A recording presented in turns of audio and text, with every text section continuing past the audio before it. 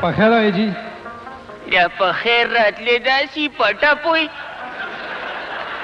نظر دې نه لګي ړوند ده. ولې څه چلو شو؟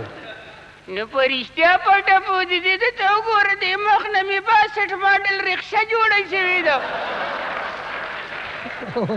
ازې زما چې سم نظر نه لګېدو دا خو رښتیا ده پوزه دې ولې ټوله وینه وینه ده او دا مې د پوزې ګیربکسه ماته ده. دا چا سره یې جګړه کړې ده؟ نو په غیرت او په عزت خو هم زما غوندې زلمي وال خوري. نه نه جی دا خو زبادره نښه ده خو دا جګړه دې چا سره کړې ده؟ ښځې سره.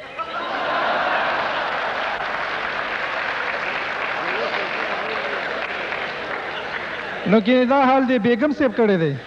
نه د هغې د مینې نښې خو مې لا په ملا پرتې دي.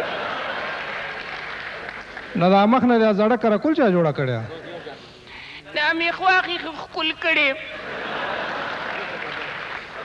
او د اختر مبارکي راکړې ده. هسې دا خو در سره ډېره ناجایزه کړې ده. بس جي 10 کاله پورې مې د اختر مبارکۍ ته حاجت نشته. نه خو پته لګي. نو لالا زم ډېر غیرتي ځوانم زم ورته میدان کې اوسېدم او خواښې او سخره ای زما د وړو مور مې که تاسو کې لږ عزتي لږ غیرتي لږه پښتو وي او لږ درونوالی دکي نو نو نو نو نو نو نو نو څه مې دا دې ما منډه کې او ما راواړوې. هسې ډېره غټه بادري دې کړې ده. نو آخر پښتو هم څه شی دی لالا؟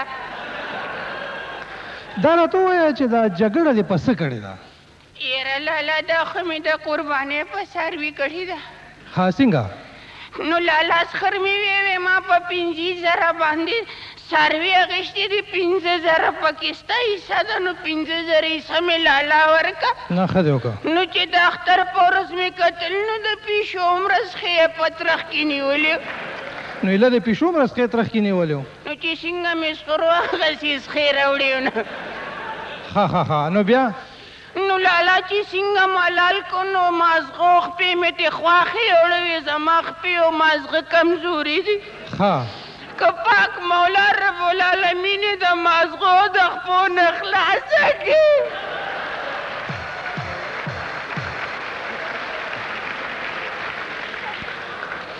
او غوښه؟